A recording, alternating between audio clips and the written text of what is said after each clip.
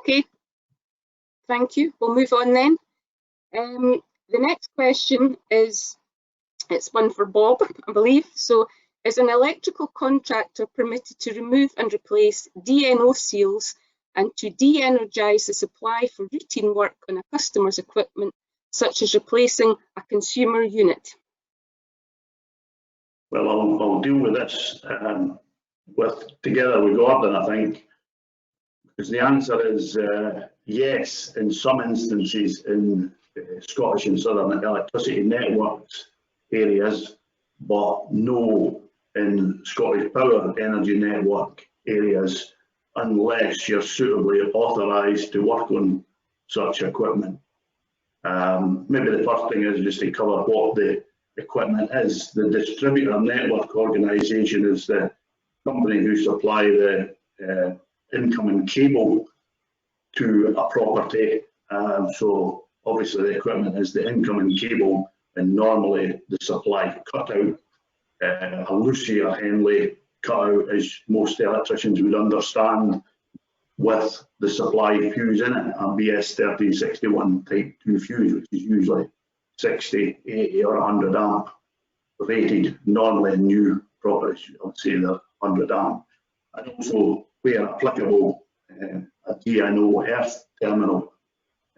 You know, the DNOs will provide a TNS, a TNC, more likely a TNCS earthing terminal on an incoming supply.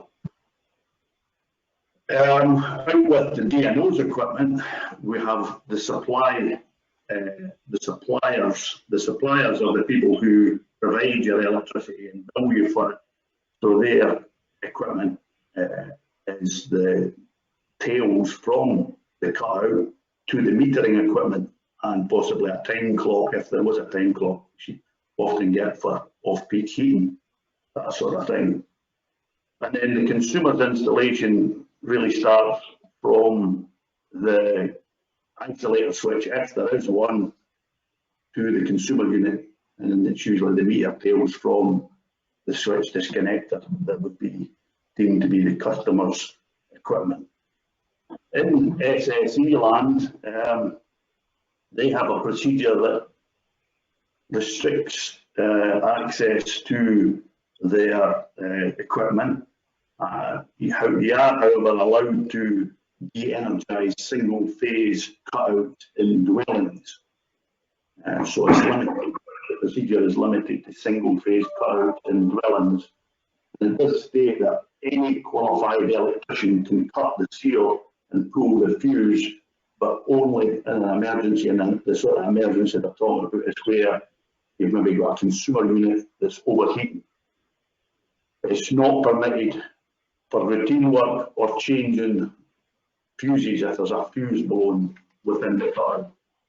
However, a lot of electrical contractors carry out additions, alterations, and to be safe, if there's no switch disconnector, the only means of working safely is really to pull the fuse, and that is allowed under the procedure for electrical contractors registered in specific trade associations, Select being one of them.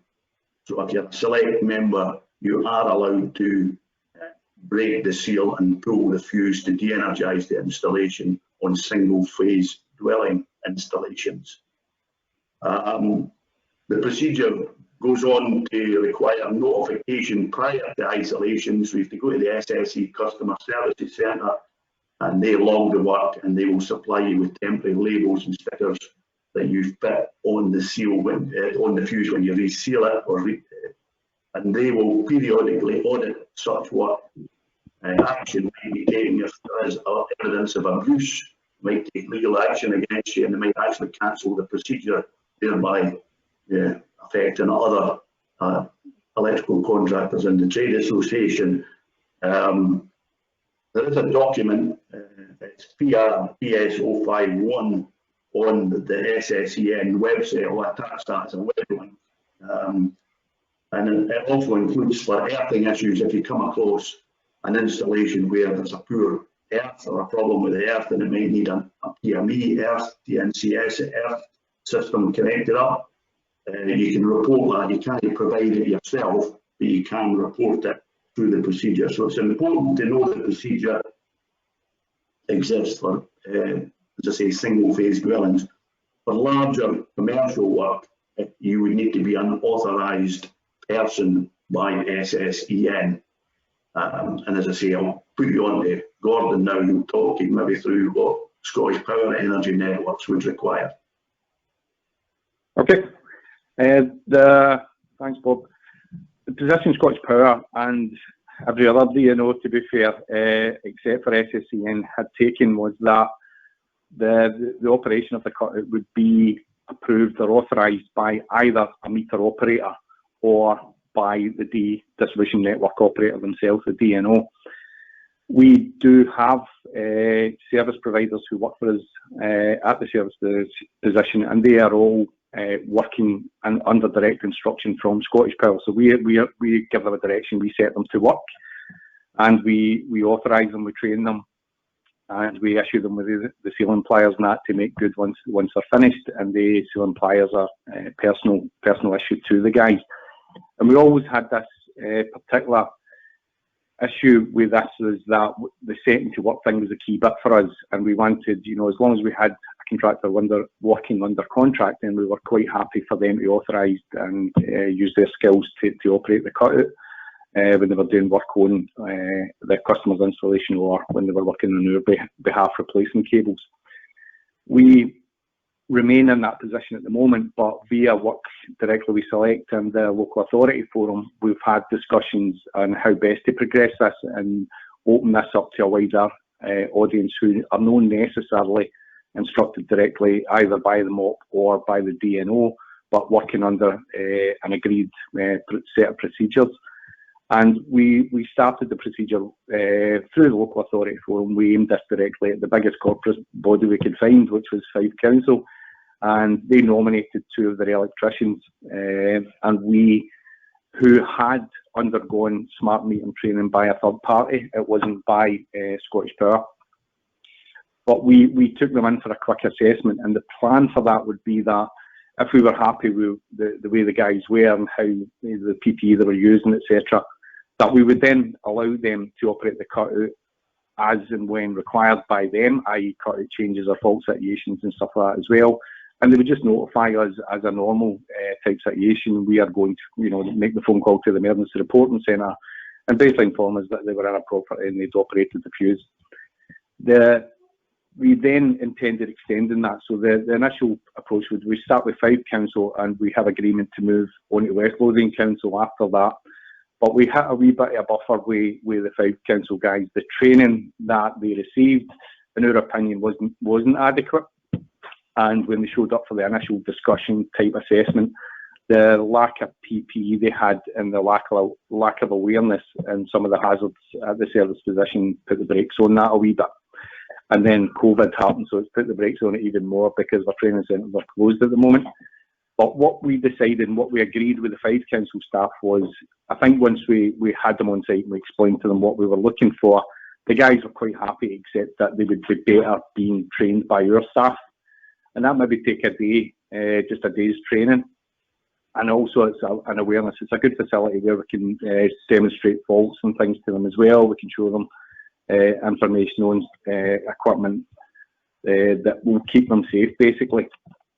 And that still is the intention. The intention is that via the local authority forum at Select, we will extend that training to the 5 guys initially. We'll get 2 guys in the process of being nominated to the West Lothian Council, and we will do the day's training for them. We will treat this differently to what we would normally do, but we will then monitor the guys there a period of time, and assuming things go well, and there's no reason to doubt that it would, if things go well to that point, then we will extend that through the local authority forum, South Lanarkshire, North Lanarkshire Council, council by council, until we get to the point where it's business as usual.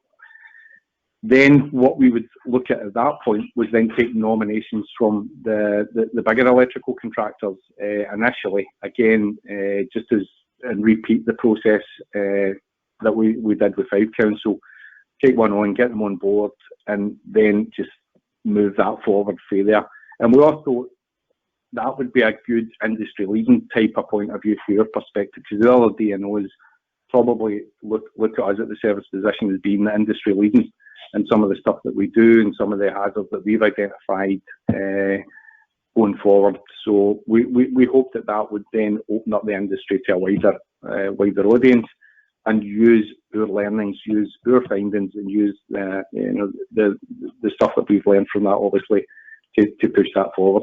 And as supported within Scottish Power, they want to be at the front of this, and we're quite keen to move it forward as well. And unfortunately, things have got a wee bit in the road at the moment, or we would have had the 5 guys working over this period of time, and hopefully working closely with our local district guys as well, so that when the situations, that the guys are not familiar with, or something untoward happens, they have a good direct contact with the local field staff that they can respond to that.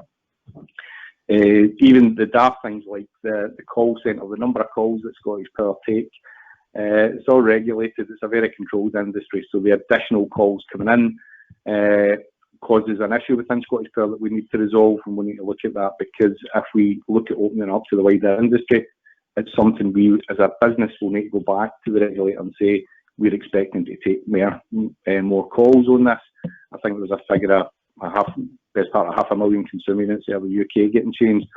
So if and when it does get opened up, it's a consideration that we still need to log these calls, because we can't have a guy operating a fuse without Scottish Power being aware of it, in the event that unwittingly he isolates another part of the network or another customer, and then there's a subsequent call that we respond to without any knowledge that the guys are on site. So it will be a period of learning, especially for the guys, because we're a funny breed, and we operate a certain way and have done for quite a long time, especially when it comes to safety and auditing and things like that as well.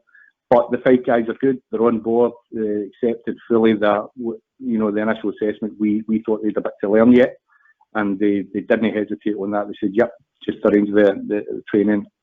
We've also offered to put them in touch with our suppliers for the PPE that we use and the test equipment that we use as well, in order to make sure that this goes forward. Going back to the initial point, we still hold that position at the moment, though, that we will only allow an electrician to operate that cut fuse if he's working under direct instruction from us. And hopefully that's okay. Okay, thanks, Gordon. So you can see SSE is a wee bit simpler with regard, certainly single phase domestic work.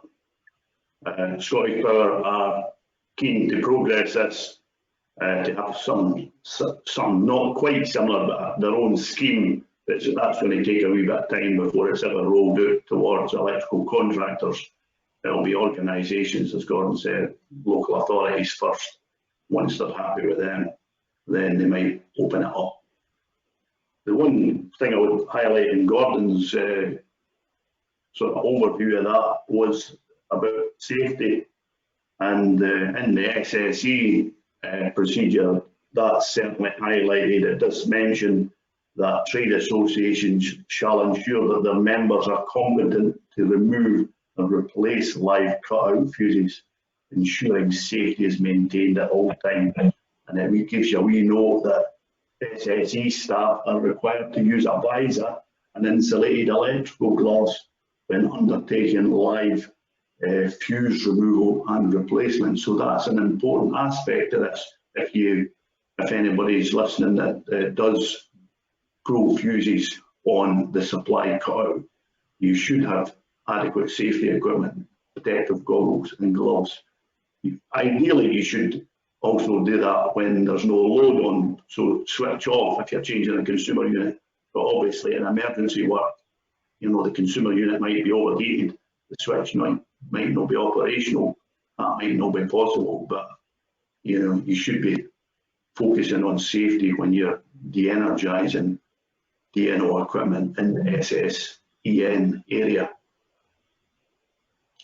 I think one of the points I was going to make, Bob, as well, was that when we had the guys in, when we were assessing them, I think the awareness of what can go wrong with the equipment, even after it had been operated, was a bit of an issue for us when we had that discussion. So I think we at the moment have two incidents under investigation where the guys had commenced work, so they'd safely isolated, followed the procedure, safely isolated, then removed their LV gloves and that because it was safe when they worked first, took the visor off, and then both occasions the cutout faulted in the incoming side and caused a real issue there. So the boys had effectively, it's an awareness thing. It was, you know, absolutely followed the procedure, but there's still a risk that we felt that the guys still have to have an appreciation of that. You know, the substation fuse is a long way away, and if these cables go in the incoming side, it's not something that comes naturally to the guys that we were speaking to. But you know, it was a dynamic risk assessment. Circumstances can change.